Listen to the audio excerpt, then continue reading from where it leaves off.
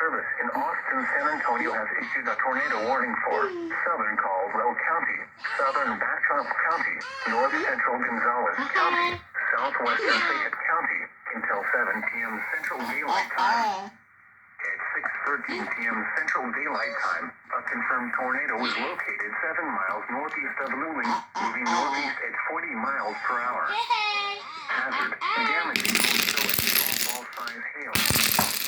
Source, emergency management confirmed tornado.